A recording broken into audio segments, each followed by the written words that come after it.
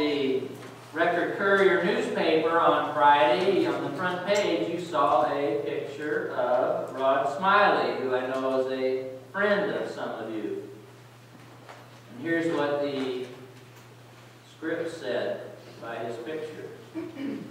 If Rod Smiley is knocking on your front door early in the morning, then you're probably a middle or high school student who didn't show up for school and has no valid excuse for sleeping in. If you don't get up, his knocking will continue. In an interview last week, he said he won't stop knocking until the student in question answers the door. Most students will answer the door, not because Smiley is a 235-pound former NFL linebacker who looks like he could rip the door off its hinges, but because they know that Smiley, the district's 41-year-old dropout prevention specialist, cares about them. He cares about the 24 truant students he tracks on a daily basis from his Minden office at Aspire. He cares about his larger caseload that easily surpasses 100 pupils in a year. If they had a truancy problem in the past, then they are on a watch list, Smiley said. Depending on the issue, I might call, but if they missed the bus or have no car or are refusing to go to school, then I take them to school.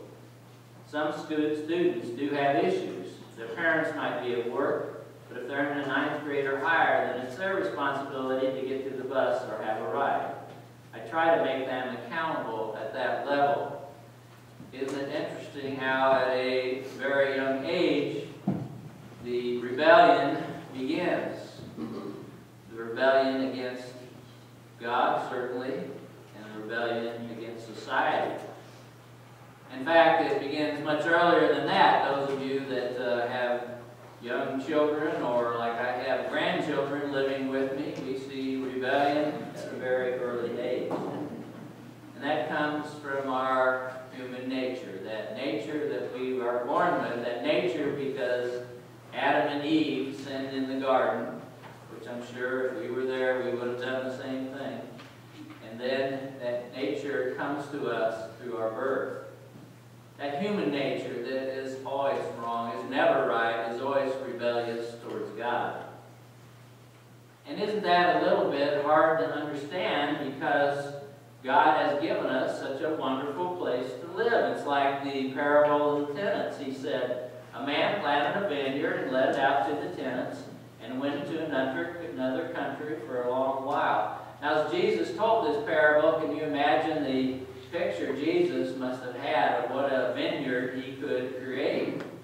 And then can you imagine Jesus as a teacher as he took that vineyard that he had in mind and gave it to the people he was teaching? What a wonderful vineyard that must have been. But as God gives us this wonderful earth to live on, as Jesus gave this picture of a vineyard, you see, he expects certain things from us.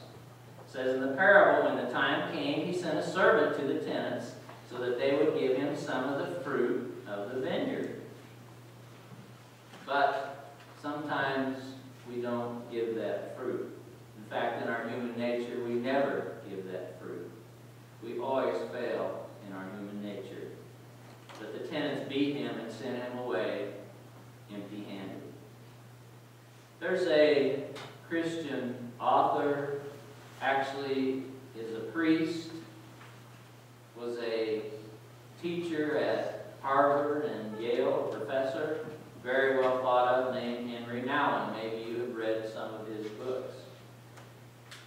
The last 10 years of Henry's life, rather than being at an elite place like Harvard or Yale or all the different places he could have gone, he spent 10 years with people who were in need, people who were destitute, people who had problems, people who were just downtrodden. And one of those people was named Trevor.